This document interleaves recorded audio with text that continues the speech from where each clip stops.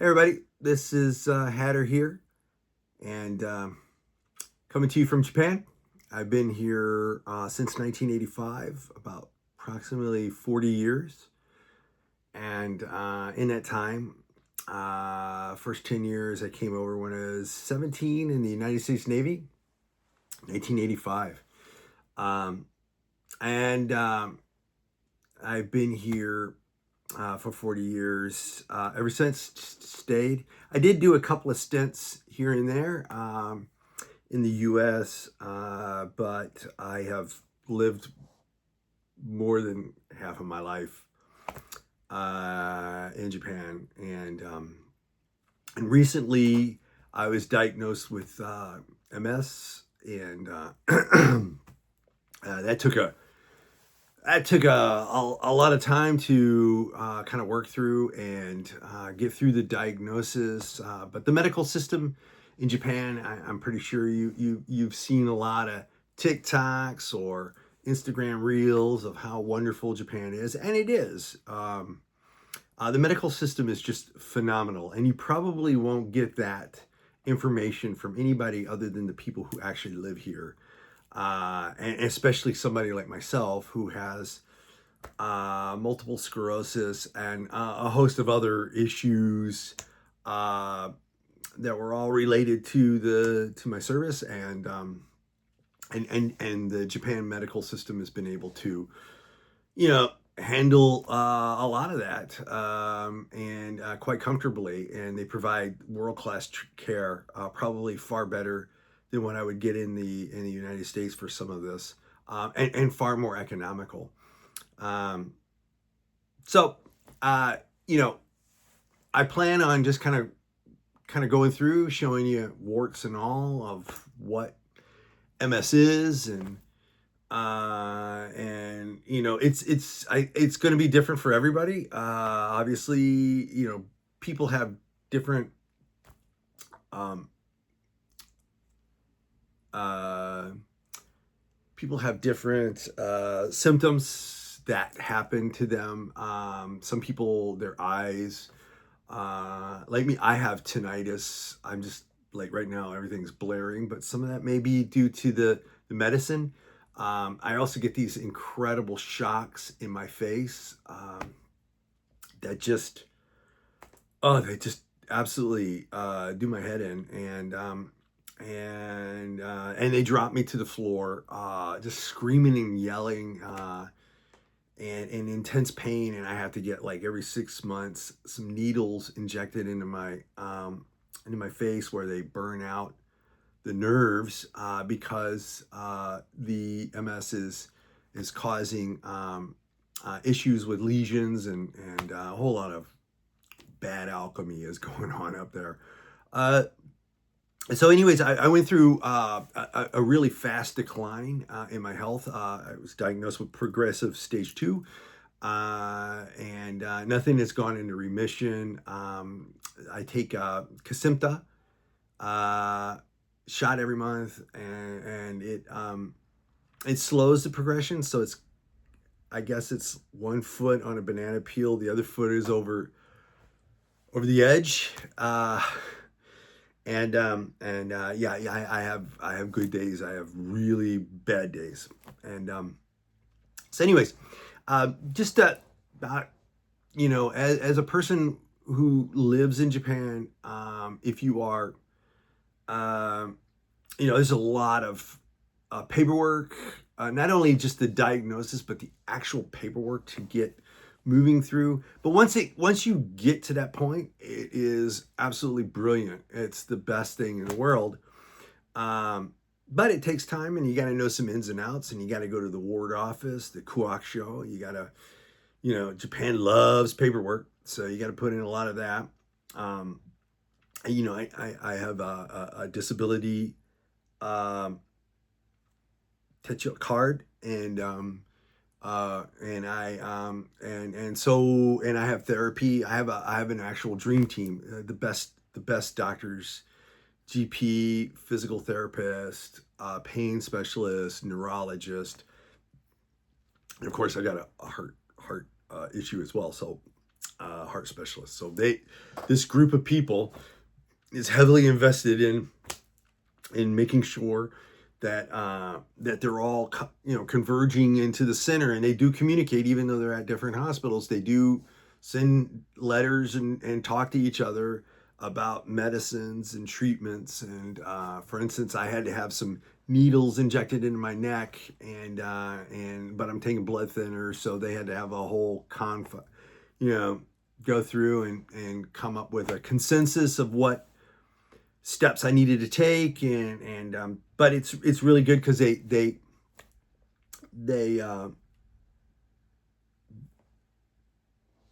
it's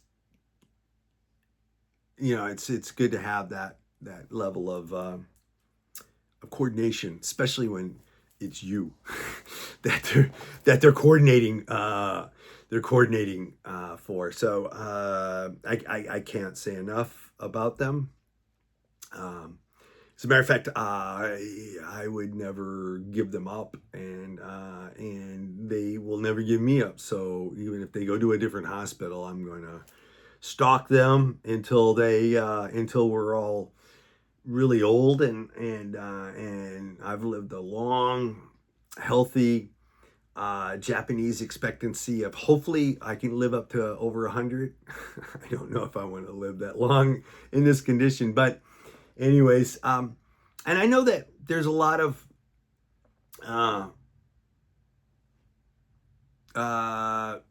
TikToks and Instagram reels that show you a lot of the romantic sides of Japan, and yeah, and Japan is a very magical place because it's packaged that way. It's packaged for foreigners. It's the myth and the mystery and all of the tourist stuff is all packaged very neatly. But behind the scenes and off the beaten path is and especially if you could get the hell out of Tokyo, which I highly recommend. If you can get out of the big cities and go to the country and spread a lot of goodwill, try to speak the language and smile and be kind and follow the mannerisms, you will have the best time. I mean, Japanese people are extremely warm and curious and fun, and I can't say enough about this country for me, not simply because of today, but this country has allowed me to prosper and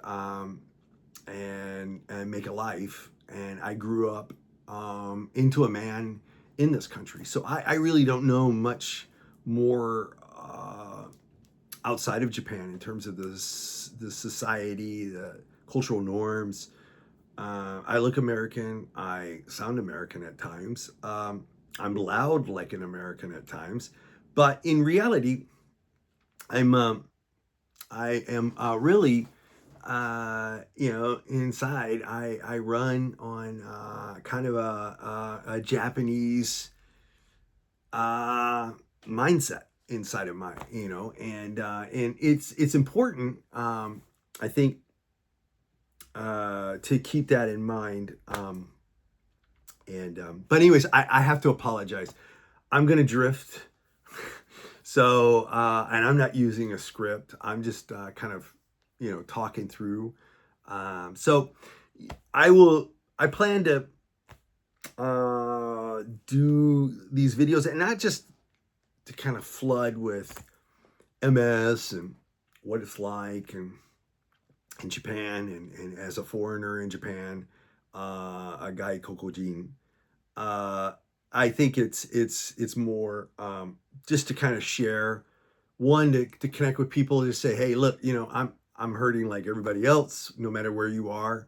But if you're in Japan and you do have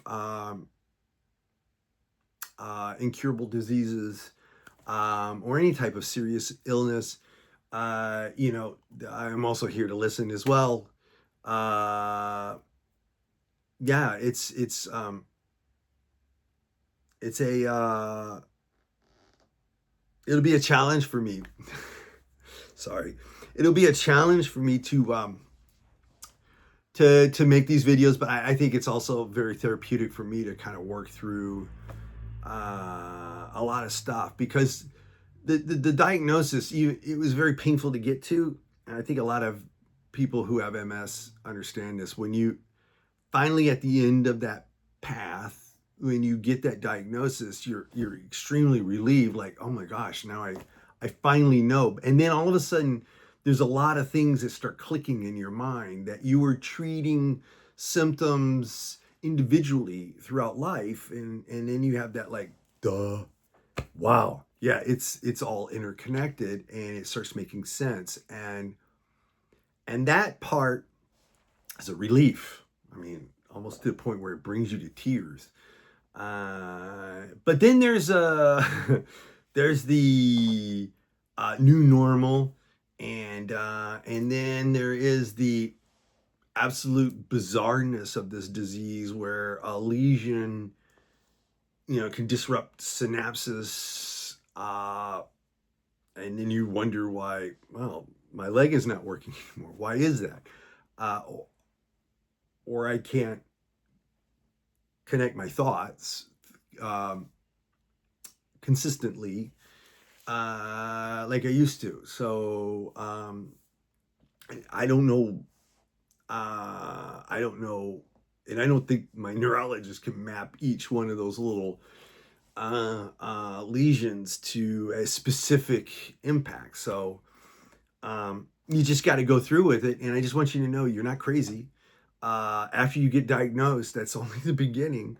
Along the way, you're going to hear a lot of things from different people. You're going to see a lot of different information. And I don't try to read up on a lot of that stuff, because, again, it's kind of like a snowflake. There's some similarities, but there's some differences as well. And I don't want to feed into my own discovery as to what I think things are, or they might be.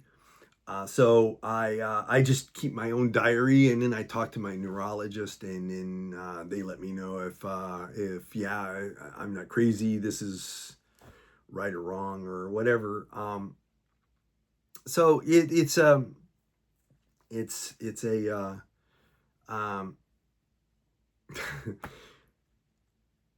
it's frustrating. And then the last part is something that'll hit you like a train, which is when you're not expecting it, and that's the anger. And I don't know how that happens for everybody, but there is a certain amount of anger that I can't explain. I can't. And I also have a lot of other issues that are not MS related, that are now kind of mixed into the MS gumbo. So who knows what what awaits me. But we could do this together. And the other part is, there's other topics I want to also talk about. Like, I know there's people that would like to maybe come to Japan, and try to get a job. I've actually helped people come to Japan and get a job. And I can tell you the ins and outs of what you need to do, what you need to prepare for. There's also, man, I forgot. Just the ins and outs. The Akira craze. There's a lot of stuff that's going on in the news. And just like with the US and anywhere else, you see a lot of news, but then what's really happening beneath, and what all that means to people. Like, right now you see the new prime minister. She's out, and I love her, by the way. They've been talking about foreigner etiquette and stuff, and a lot of that stuff is, those messages are just kind of one, they represent the feeling of people, in Japan, but not as severe as probably the interpretation of other English news groups out there. They make it sound a lot more severe, but um, anyways, I've never experienced any issue of racism or discrimination or anything. Other than walking around, obviously, back in my early days, discriminated against when I first got here, and that was simply due to a different time, and a lot of it I can explain that probably from my own. I'll save that for another video, um, and kind of explain what is life and how do you fit into a society that's homogeneous, that's like Japan, or even if you were in China or something like that. How do you fit into those societies? And I can walk through my journey of Japan. I've never experienced anything bad. Everything I have experienced in Japan has been great. Yeah, of course, you've got your I'd say your life nuances and annoyances and things of that nature. But other than that, I mean, nothing has ever taken away from my prosperity. But anyways, okay, I think I've rambled on enough. Um, Again, I'm gonna show you my my life. So be kind. And